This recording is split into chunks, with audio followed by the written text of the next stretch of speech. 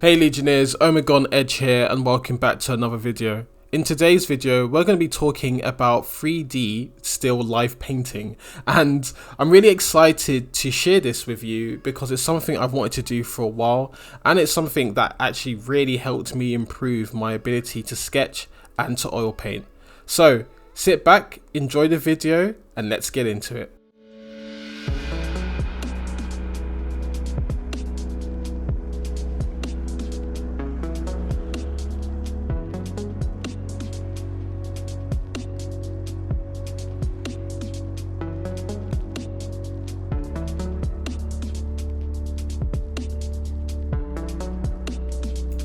So as you know, I really like to go to different galleries and explore, and when I was away in Turin in Italy, I visited this gallery called the Galleria Sabauda, and it's located within the palace as an extension to the gallery there. And the gallery is full of different images such as like portraiture, landscape painting and still life.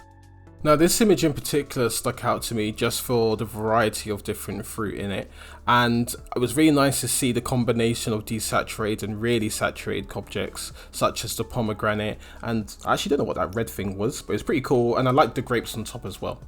The colours were really vivid, and I just liked the kind of mixture of all the different brush strokes and textures that you can see without your attention being drawn away. Like your eyes would dart around different sections of the image, but when you got close, you could see how all of the texture had been painted on in such a way that stopped it looking robotic and mechanical. It felt really expressive, and I think expressiveness is definitely where I'm heading towards in my painting. There were some other paintings, such as this one, which were a lot more desaturated. Now, what that did allow was for the lighting to be stronger in certain areas, especially where they wanted to draw the attention to. You can see how well the bread is lit here, and also the effect on, I think those are figs, I can't tell, I think those are figs in the center. But one of the cool things was the rebounding light. How the artist uses a combination of light and shadow to draw attention into different areas. But although I really like it and the brushstrokes and the colours used, it's not as colourful as I'd really want. However, again, zooming in, you can just see how much attention to detail there is. Some areas are less rendered than others because they're in the background, but at least the areas in the foreground really stand out.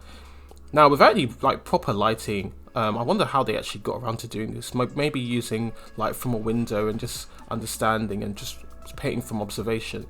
I think that's the most important thing to understand when painting, understanding how to look at an image or what you see in front of you and recreate it. Now later on, I decided that I would actually look at different types of contemporary art as well, and I wanted to check out another painting by an artist who paints with vibrant colors, and this is what I came across. So I found it actually really beautiful but quite overpowering. Like everything is loud and screaming for your attention. There's not a real place to kind of focus your eyes, especially when you get close. So then I was able to come across a similar painting, but one that was a bit more desaturated, like there's more separation from the foreground and background. Even so, there's so many colours used, and somehow they managed to stay in harmony because the same colours that are used on the pear in different amounts are actually being put onto the background. So that way, the pear doesn't get lost because the actual pear itself is a lot more vibrant. But when I actually started to look around, I still felt like this pear was, again, a bit too strong. I then found another image which was about an apple and a pear. There's two will come up in a second. But this one was a lot more harmonious, and I really loved the way the brushstrokes were conveyed. Still thick, not blended at all, but it was a lot clearer and easier to read. Especially the different colours used on the top of the apple and how it gets more red towards the bottom. And then we get onto the pear, it's by the same artist, by the way. I'll put the link in the description and a link to the references. But when I actually look at the pear, this dark blue against this really bright yellow and the red in the shadows just really helps you to understand what you're looking at and just brings in that harmony. So I think for me, this was probably more close to what I was looking for. This was like a really nice middle ground between the classical paintings we'd seen sooner and earlier rather, and the more vibrant colours. I also think it's important not to forget that we are painting miniatures despite all of this stuff that I've spoken about, and that means that whilst it's important to draw on real life images as well as 2D canvas art, there's so much inspiration from the community around us. And this piece was actually inspired by the work of a man painting miniatures, or aka Jamie, who's actually a good friend of mine and probably one of the biggest inspirations for the direction my art has taken in the past year, I suppose. Jamie's one of my favourite miniature painters for his use of colour, his expression. It's all been a complete inspiration. It's actually the direction I wanted to go in anyway, but then after seeing his work, it kind of like gave me the courage and kind of solidified this as a viable painting option, especially with so much of today's paintings being about neatness and, you know, everything needs to be perfectly blended and perfectly smooth. I think people like Jamie really throw that sort of idea out of the window and just have fun, and it's so beautiful to kind of see the way he paints in his style. So if you're not following him, definitely go ahead and do that, because this is absolutely one of my favorite pieces.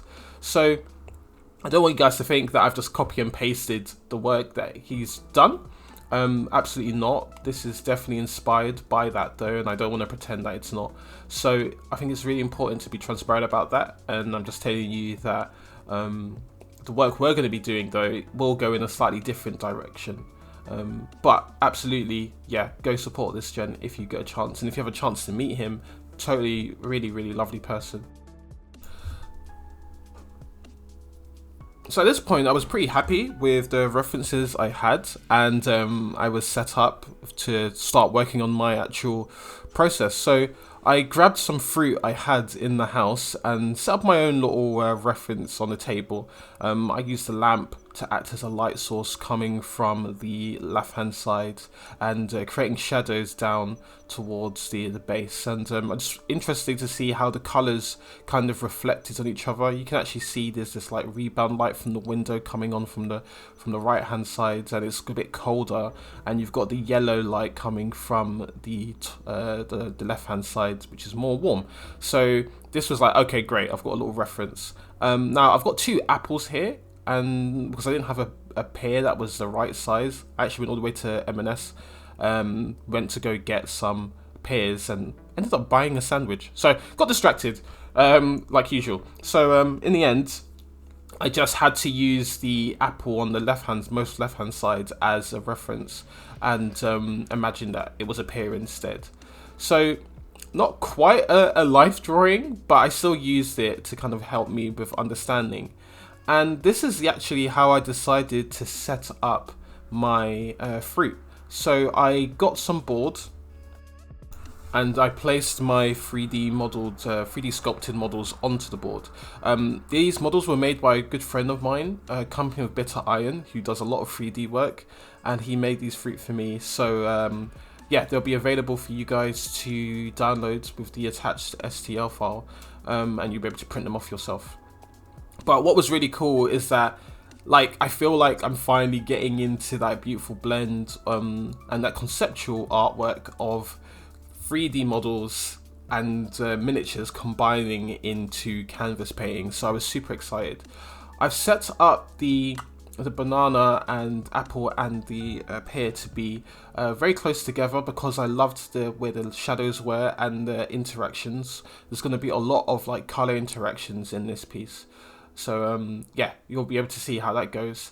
I think the only thing I would have liked to have changed, and obviously it's too late now, would have been to move the banana more towards the left so that it's really in the center of the actual piece, and kind of in the backboard. You can see it kind of leans over to the side a bit more, but never mind, it's still fine. And when you hold it, it will be really vibrant and really nice, and I think that's where the tension will be. So the key thing about this is that you'll notice that the board is leaning down, and the reason I've done that is I want people to see it looking at from above when they first see it from a distance. This will be actually one of the pieces I'll be bringing to Fen as a competition piece, just to show what I can do in the different color interactions. But when you hold it up towards you, and you'll see that in the video, the different effect it has, and it really starts to look like a proper canvas painting. So for this first part, we'll get on to the acrylic sketch. I'll take you through why it's important to do a sketch and how it can actually transform your painting, and how it's helped me, because rather than going in with the oils straight away, you'll be able to figure out the ideas quickly and make sure if they work or not. So that's enough talking. Let's get into the tutorial. Okay, so once the model had been set up and dried and I was kind of happy with the composition, I then primed it using a black primer, a grey primer, and then a coat from Halfords of like just white, to basically give the models a bit more pop. Then I started to use contrast paint from Citadel.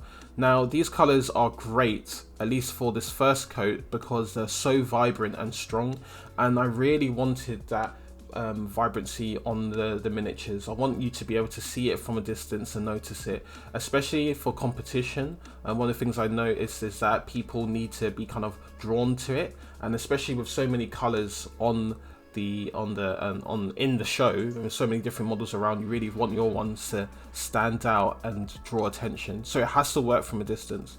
Because they're single pigment, this allows them to be really strong and really powerful. So I actually end up adding the contrast straight from the pot and onto the miniature. And because something's actually up with the Halfords primer, it's quite resistant to, at least the white is quite resistant to colors going over it. So I think from now on, I'll probably use like a Tamiya paint, because that seems to be the best like white you can airbrush onto your model. So when I added the Badminton yellow at first, it was far too cold. So the banana in the reference was very warm. So I wanted to add in a little bit of the orange into it. And that kind of gave us that really nice, like warmer yellow color I wanted. I then added the ball red onto the apple. And even though I didn't have a red apple in front of me, I had some references on my screen I could go off. And I decided to do something similar to the colored reference I spoke about before. So I took the ball red, added that onto the area of the model, and started covering that in the entirety. I then took the green, added the same thing, and you can see how I'm not really trying to be neat. I'm actually getting the paint all over the model in these different areas, and it required a little bit of cleanup. So yeah, just have fun with this. It's meant to be messy. You can get away with that, because also we want that kind of blend of different colors affecting different areas too. So whilst the model was curing, I picked up some colours from my basic starter set from AK, and I basically started to mix these colours together and see what different hues I could make out of the mixtures I had. So having a warmer green and a colder green, and even the cyan there, this allowed me to make some really interesting colour variations. And you can do this with a limited palette if you want to. There's no need to use all of these colors. I just had them, so I thought, well, why not use them? But it's basically a really nice way of creating so many different interests, and like you can see how mixing a little bit of that cyan and magenta gives us this nice greeny gray color as the colors mix together. Now the key thing about sketching is that we are focused on adding in our volumes and making sure that our light colors, our values rather, are correct and our colors are correct, and just placed in the right place. That doesn't mean that we can't experiment and just play around whilst also painting on the model. I am mixing the colors on the model just as much as on the palette as I experiment.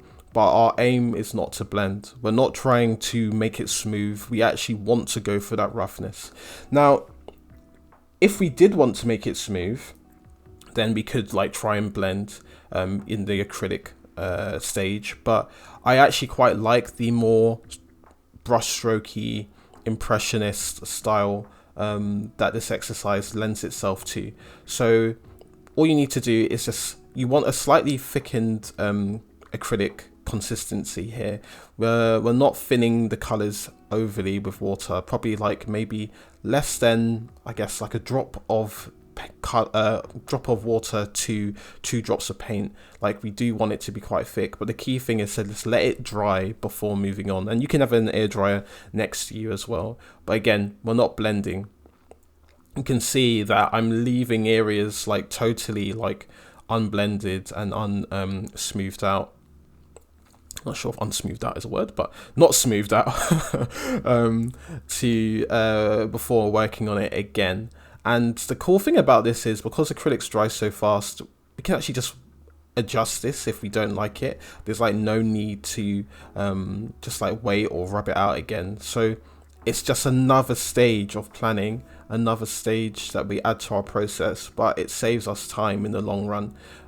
If I had to do this entirely in oils, then it means that you need to have a better plan and a more well thought out plan before moving on. So right now I'm just taking some of that like shadow color I've made, that kind of magenta, and I'm using that in the area that's pointing away. Now the reason I've added magenta in there is actually because I wanted it to be reflective of the red, and we'll get onto that in a second. I'm adding in a tiny bit of black just to desaturate it in the shadows and lower the value a bit more. And this is like how I'm just adjusting those areas. So have fun with this. Again, I always like to say that, but do have fun with it, because like it should be a really relaxing process, and it should be really fun for you just to experiment and understand how you can get around doing this. I've actually loved almost every second of it. Actually, the trickiest part has been getting into all the spaces. Could be worth actually doing the models separately, but the reason I did it like this is because I really wanted to keep the composition. I wanted to get a good understanding of the light direction. So I think one thing you can do is maybe just blue tack the base of the model to the area first, and then just stick them on so the areas are easy to get to. But yeah, like whatever works best for you. I did it like this because I'm kind of lazy, to be honest. So if you think a lot of like thought goes into these areas, no, it's just I couldn't be bothered. But yeah, you can easily get around that by just doing them separately, and doing it in acrylic as well allows us to actually touch the models, so we don't have to worry about smudging our work. But I'm gonna leave this footage on. Normally I would cut it and just start separating it, but I think it's actually quite nice for you guys to see the full process kind of unedited and uncut. Apologies for my hand keeps getting into focus here. It's just because the way the camera is like a focusing on my hand as opposed to the actual miniature. But you can kind of see how like the colors are being added on as I get closer and as I start working around it. There is a bit of reflection from the wet paint, but you can basically see like the areas I'm working on which are in greater value. Now, one thing that's good about these AK paints and Chimera, if you have them, or Scale 75, which I believe is the most matte paint currently available for acrylic, is that, yeah, we don't get any of that real glossiness. The paint dries much faster, and it's actually much easier to read our brush strokes. So you can see the kind of paint strokes I'm adding on are kind of hashy. Like, I'm not doing it and layering it in a very smooth way. I'm just marking those areas and just sketching, like just getting those areas in quickly. But I'm trying my best not to be random. There's no point just like randomly placing. The reason I'm doing this is because I want those strokes to have that effect, that kind of random effect, but it's planned. I'm thinking it through. I am thinking about which direction. I'm trying to follow the direction of the model itself, and also the spread of the light volumes of which way they would go. When we come onto our oil painting, we'll actually refine this. So you can see I'm using more of a kind of larger stippled stroke there, while the paint is a bit more wet, to get into those areas and to spread it around. And then I'm using a different mixture of colors that are the similar value but different hue. So still green, but one's colder, one's warmer, and that variation just creates a lot of interest onto the model. And you can see I'm working on different areas of the model. So sometimes I go to the bottom, then I go to the top, then I go back to the bottom again, and I start just adding in those values, the brighter values as the light, as the paint starts to dry. And just doing it this way allows us to get a holistic view of the model and of the colors of the model. And then we can easily just move around and adjust. So there is a lot of adjustment. You can come back to this and jump onto another model, but trying to finish off at least one sketch of one of these areas before moving on to the other is good practice, helps you just keep your attention where it needs to be.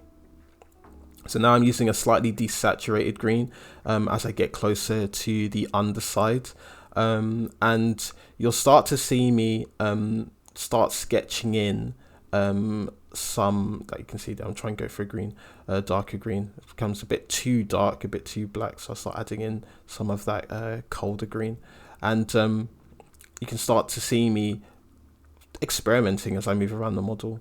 Now there will be a part a bit later on where I'll start getting in some stronger colors, some stronger yellow, especially into the areas where it's most close to the banana, and red where it's closer to the apple. Because I want that rebounding light. I want the fruits to kind of absorb the light and then reflect the light from the objects around them. So yeah, just working on the different shadow areas. I wonder, to be honest, if I can't remember how comfortable it was to hold the canvas this way. It did make it quite easy to get to different areas though, and yeah, but I don't know if I could recommend holding it like this for the entirety of the process. You can see here I kind of start to make a bit of a yellow browny kind of color at the top there, just where the what is that area called? Like the stem? I don't know what it's called. I can't remember. But the top of the about to call it banana, top of the pear. Adding that in and then just coloring it and moving around, letting it dry. But you can actually start to see how we're getting that shape. Now, hopefully, if you guys remember the fundamentals about the value sketching, like the pear is essentially two spheres. One is a bit extruded and one's very clearly round.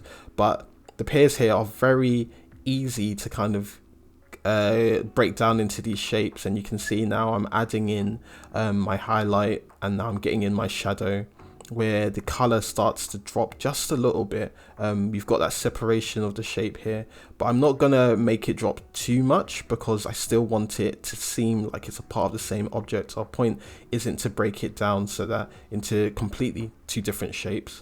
Our aim is to do our best to show that there is a little bit of separation, but these are all both of these areas are part of one whole. So we will start to bring some of that value back in, and then you can see I'm kind of like reducing the shadow. We don't want it to be same as the one at the base. We want it to be a bit of variation.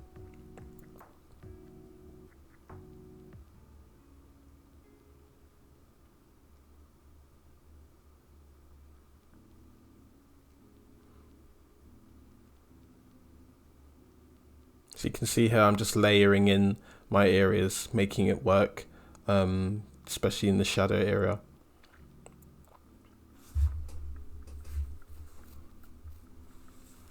And for the shadows, yeah, you can use a more desaturated color in these areas just because they are darker. I kind of started to repeat myself a bit, but yeah, just essentially just trying to block out all of the areas. See it as like, yeah, blocking out, in fact, see it as getting in that foundation. That's what this sketch is for. You can do this with a larger brush if you have one. I just liked having the kind of strokes, the way they're kind of applied around, and this footage isn't sped up, but I'm just being very loose with my brush strokes just to get that covering. But again, it's not meant to be smooth. It's meant to be quite rough and loose and to show the strokes in different areas. Here though, I now start adding in my shadow color, and I actually go in for like a stronger red. So you can see there now I'm adding in that red to reflect the apple from the side. The reason we're doing this again is now when the model is actually rotated or turned, from the front, you can see that there's a bit of a rebound. And when it's returned, you can see that stronger. When it's returned, when it's actually turned, you can see that stronger. And I'm doing the same here with the yellow. Now, realistically, it wouldn't be this strong, but we are exaggerating these areas, especially since this is a sketch. We're going to come that down here, and we can soften this if we want to. But the point is just to kind of bring attention and make it abundantly clear that these colors, like almost brute forcing it in a way, that these colors are and objects are reflecting off each other. So yeah, just getting in slightly brighter value there at the top. I think I actually overdo it in that area there. I've gone a bit too far. We've lost the shape, but I can always come back down there and refine it later on.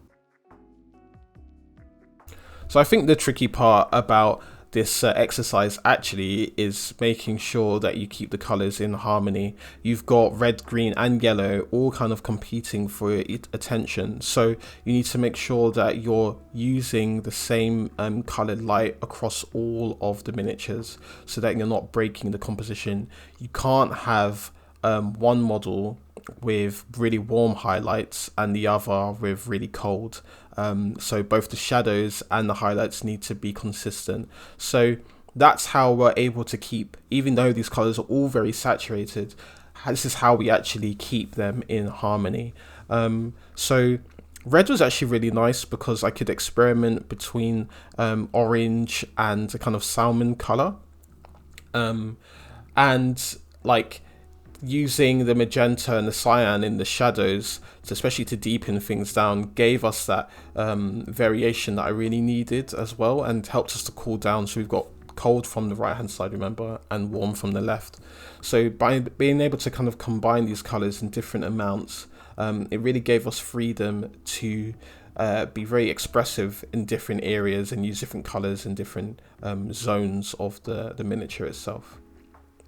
So this magenta, cyan, violet color that I've created, we're going to be using that in the shadows of the apple. And the reason I'm doing that is, one, yeah, again, to give us that cooler shadows, but also to get some of this blue in there because I really like it. And it also helps like give the viewer, it also helps to give the viewer, I guess, an area of rest where they have got these really bright colors looking at them and blaring for their attention, and then an area where they're like colder, where they can kind of relax.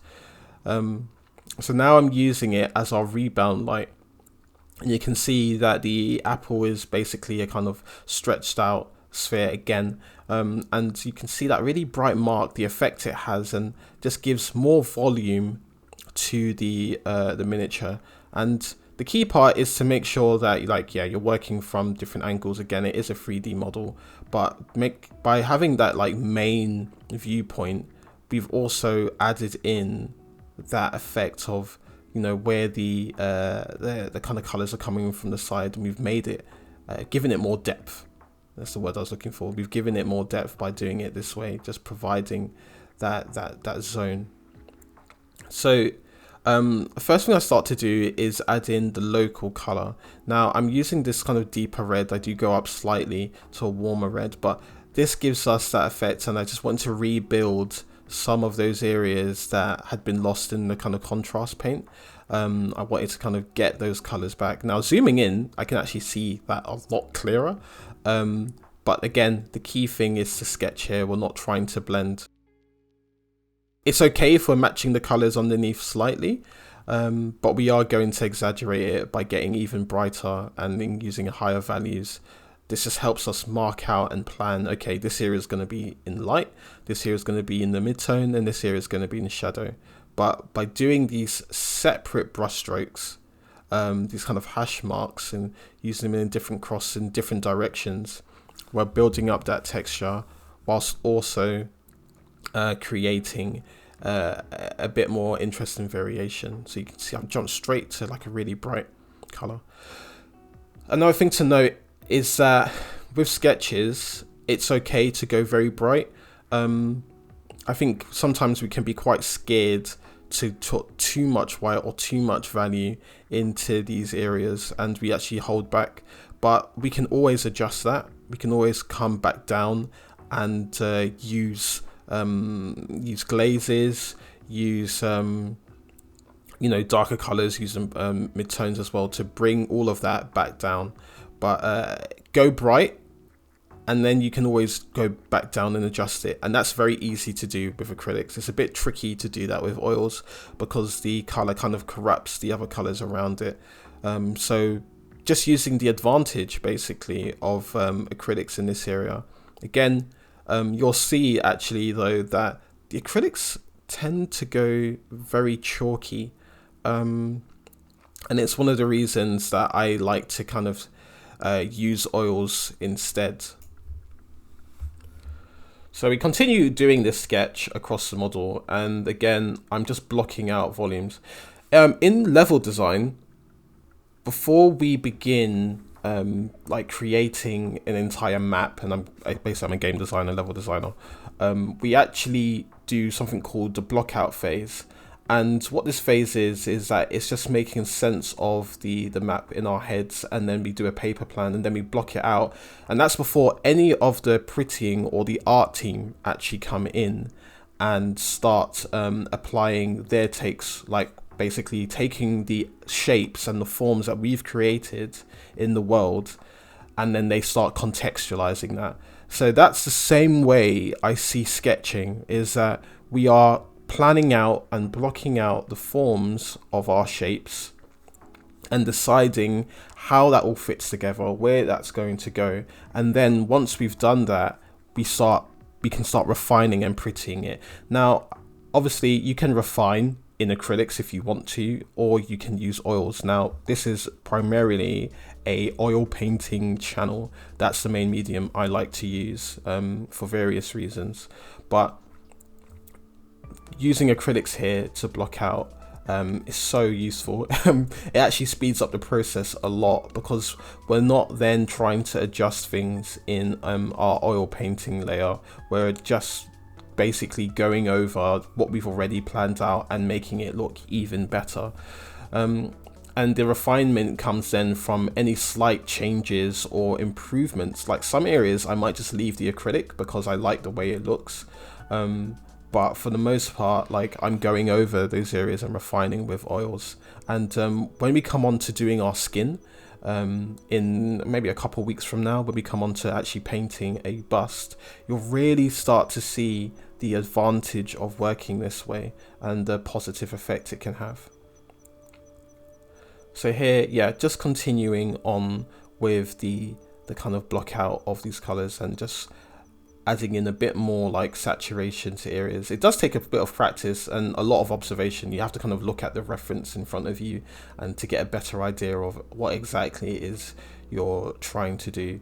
But in this case, yeah, I was just like, okay, cool. This is coming along nicely. Now, one of the things I saw in the reference was that there was quite a bit of orange there.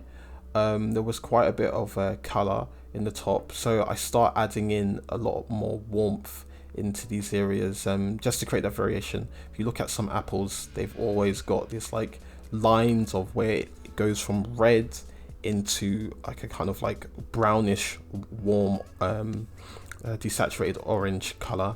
So I started using that especially for the reflection of the banana.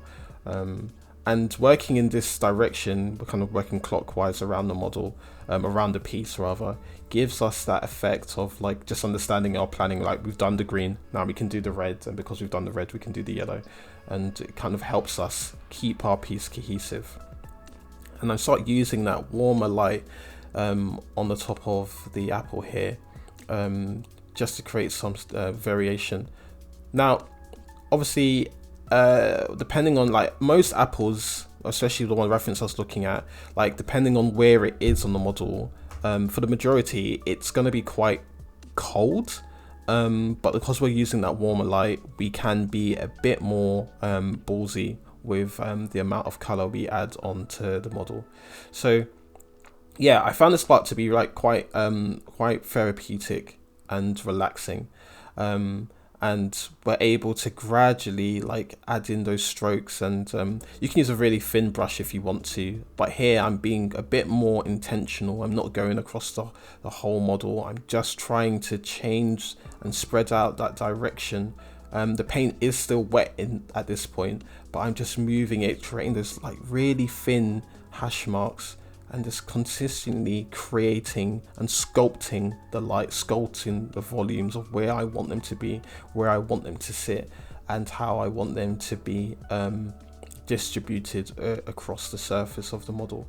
By adding in that like magenta to the base as well, you can just see how dark our shadows look now, the kind of cyan purpley blue color we created. And it just makes everything else pop forward, adding in the contrast of color and value. Those two different types of contrast really pushes our lights and the areas that we want to accentuate forwards. So at this point, it's actually looking quite nice. And we're starting to kind of get that rounded shape of an apple, especially with the reflective lights around the side there. I think we can probably accentuate that even more, and maybe I'll go in and do that for the oil layer when I get onto it. But yeah, this video is just going to be focused on the acrylic part. I really want you guys to get this stuff down and share with me. Share if you are able to get a hold of these STLs and get them printed. That do let me know. I would say like, yeah, it would be great to kind of keep them within our Discord channel and keep them within our my Patreon, because yeah, I don't want these to be like distributed outside of our class. But this is just for you guys who are, you know, contributing and supporting me. I thought I'd share this with you because it is a really fun exercise, and it's quite nice to kind of get this sent out to you guys as well. So yeah, like the fun part really just comes from the experimentation. Now we're getting in this green color, and like it's very strong. I start to kind of like lower the value a bit, and I'm doing these fast brush like stroke motions and just like really sharp motions, just to kind of create that shape and give us that length of our brush stroke. We can be a bit longer if we want it to be more smooth, but by kind of going faster, we get this really rough, hard, brutal lines, and that's what we kind of want to go for in this area.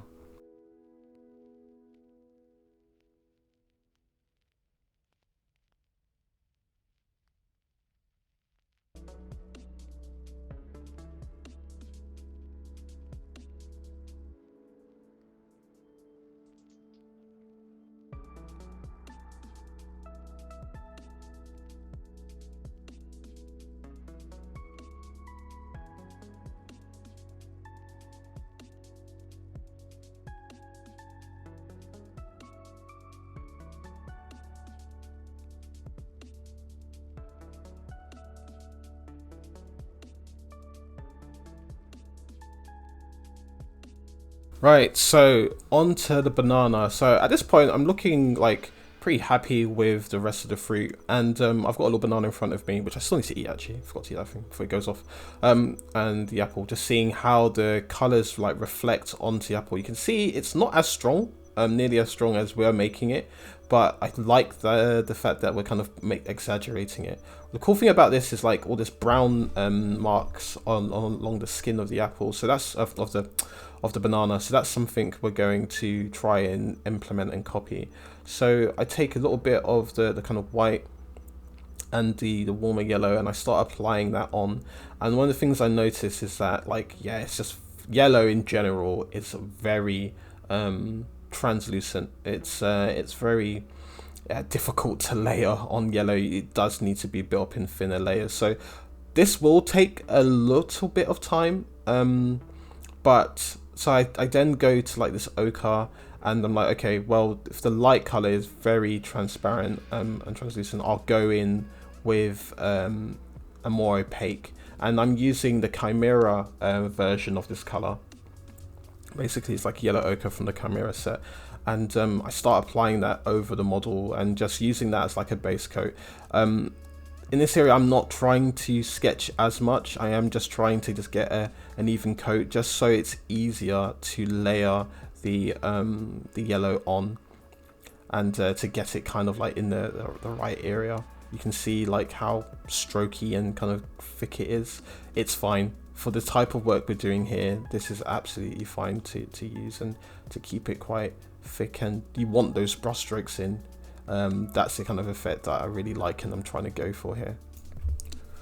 Once you've got more coverage over the model and it's a bit more opaque, you can then start seeing me adding in a lighter value across. Now this is a cylindrical shape, so we want to be going like across the width of the model rather than the length. And the reason we're doing this is because it allows us to be a bit more creative with our shapes, and also just helps the eye follow the shape of the actual curve of the model itself. So now I'm starting to kind of experiment with that like brown deeper color I made, and you can make that by mixing some purple with some yellow to give you this kind of desaturated browny color, tiny bit of blue to deepen that even further, and then a bit more red, and that will warm it up again, and then but you'll keep the value quite low.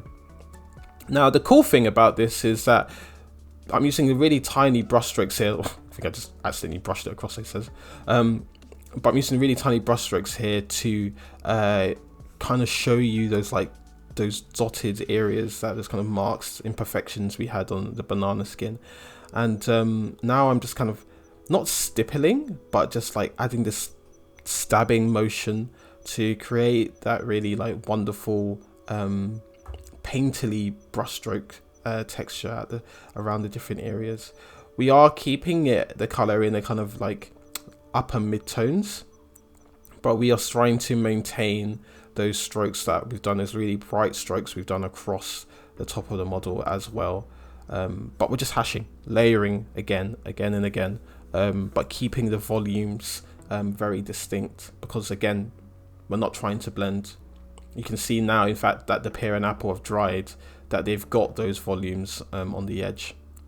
Now I go up quite a bit, to be honest, quite a big jump to the top areas of the banana where I think light, and I'm actually copying where I think the light would be, and I'm actually copying the light direction that is coming from the lamp above me off to the left hand side onto the model. And obviously it's not going to be a 1-for-1 mix because the light is closer. We are still trying to follow the reference we had, but or rather the idea of the reference we had, but we're still using this as a way, as a means to kind of guide us and get in those colors where we need them, and those brush strokes. And you can start to see, like, as it starts to dry, really becomes a lot more uniform and easier to kind of recognize and read. So the next part, like, I'm pretty happy with the banana at this point. I'm gonna come back to it in a second, but I start adding in our rebound light, and I took in a little bit of magenta just to warm up the shadows a tiny bit, because they are slightly closer to the banana underside. The thing here is that I'm actually not happy with the putty. You can see that the putty is quite just like quite harsh, and that will basically dock me points in the actual composition, so I need to make sure that I smooth that out, and I actually end up doing that a bit later. But I start adding in these purple shadows.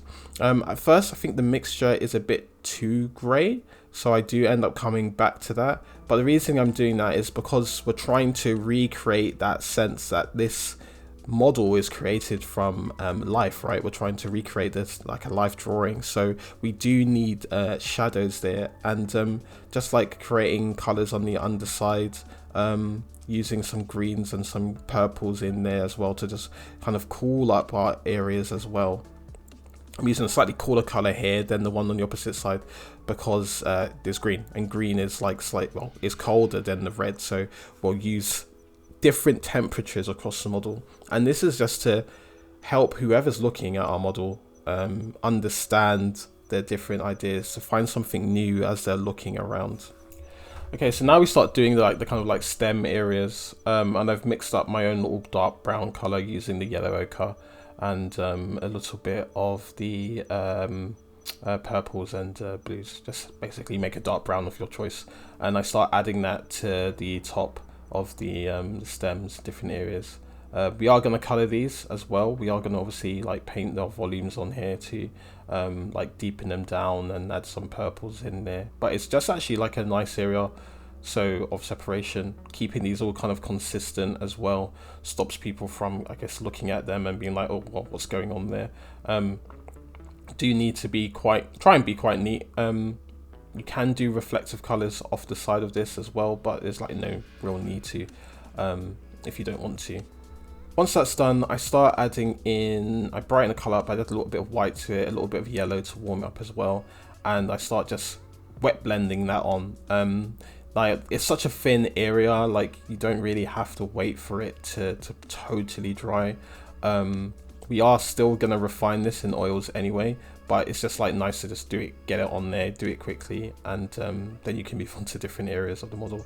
So I kind of go back to the banana here because I want that darker value on the model itself, and to bring it up to like I guess like more similar to the reference I had actually copied. Now the thing about acrylics again is that when they are applied, they're obviously a lot stronger than and more colorful and vibrant than when they dry. They lose a lot of their powers. Now oil paints don't, so that's another advantage to actually using them on as well. But by applying oils on top of acrylics, it actually empowers our oil paints even more, because one of the disadvantages I think of oils is that depending on the variation of the opacity, they're not always, their first layers are not always as like opaque. So they do need a bit of help, and just having that underlayer of acrylic paint to push it forward actually helps our oil paintings to be really, really powerful. And because they also don't lose any of their potency like acrylics do, even when dry, like the color you apply of the oil paint onto the miniature will be the color you get when that oil paint has dried. It just gives us that really nice advantage. So I do find myself having to go back in to a few areas of the acrylic base just to accentuate that a bit more. And here I get a bit impatient. I'm using a tiny brush to make my shadows, so I end up just picking up my large brush and just applying that in and just adding that into the areas, and I'm just gonna like dot it around. But this is where I start to kind of get that grey, but I do end up fixing that if it's just not as nice as I was hoping. I do end up having to go in and refine that a bit later. So I do end up making a mixture of magenta and cyan. I put a little bit more on my palette, and I start using that as my kind of shadow color. And you can see I start putting it around the edges. I do take a bit more to make it a bit more purpley because it was probably a bit too blue. And now we start to kind of get that effect. Now we will end up painting over this anyway in oil paint, but it's just nice again. I'm planning out every aspect I can just to give me a clearer and easier working ground from when I actually start the proper painting, which is going to be in my oil paints. But man, what a fun experience. Like, I hope you guys are enjoying this if you're watching it after you've got your models, or if you're I guess just enjoying the look of it, even if you're not planning to grab these models. But like, I've just loved it. I've really loved working on this, and it's been so fun. Like, this is the type of art that I feel like I can actually show the general public and they'll understand it. It's a bit more appreciated than Warhammer is currently. I think Warhammer will get there eventually.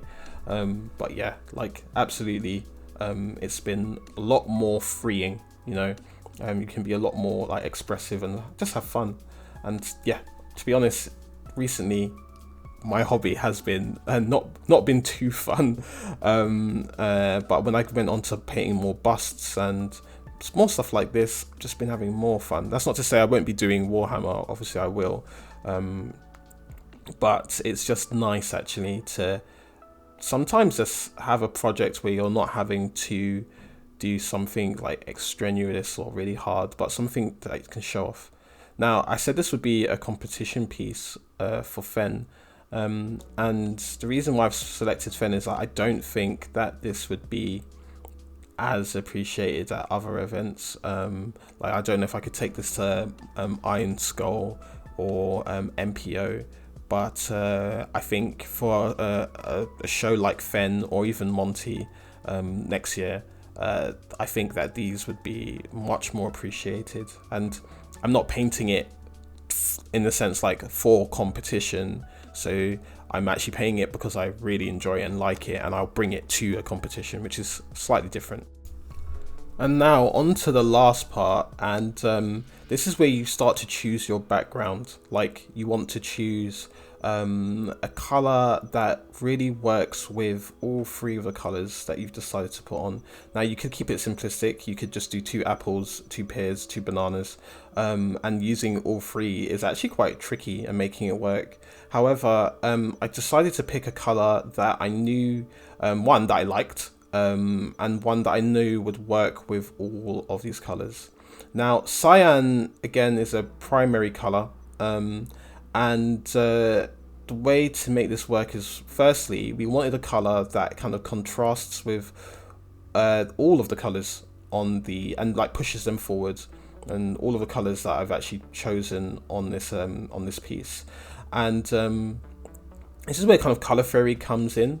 But one of the things I hadn't actually planned for was, because obviously I had some yellow overspill, we ended up getting this like green areas on our cyan, which just really popped and really made it work.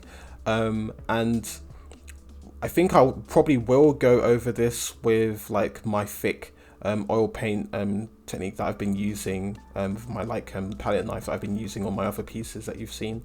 But doing it in this way just really warms up certain areas and cools down others, and we get almost like watery effect. It's kind of a glossy effect. I might even end up putting like a gloss varnish just on the base to kind of like make it and make that work with the matte of the actual miniatures themselves. But just creating these effects and these brush strokes, but also just like letting them kind of dry out like that, getting some yellow in there, different areas.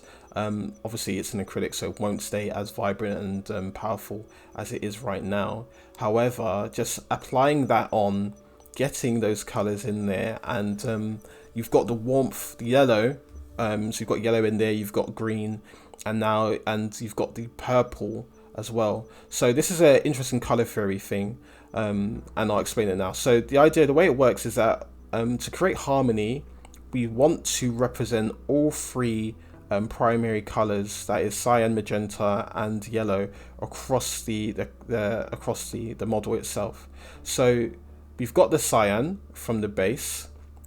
We've got the green is made from both yellow and blue, so we're creating that harmony. And then we've got the red and a little bit of orange there, which is on the banana, which is made from red and yellow. So in this way, we're completing those color wheels, we're creating working our way around it and just creating that harmony. So I think this is why this works so well, and I hope you can agree that it kind of makes the model, pushes it out and makes it look really, really pretty. So that's the end of this first part, which is the acrylic sketch. In the next episode, we'll get on to painting in oils, and I'll talk about refinement and how you can actually use your oil paints to improve the work we've done on our acrylic setting. But hopefully I've not waffled too much, and that was easy to follow, and you've actually enjoyed the process of watching how that kind of comes together.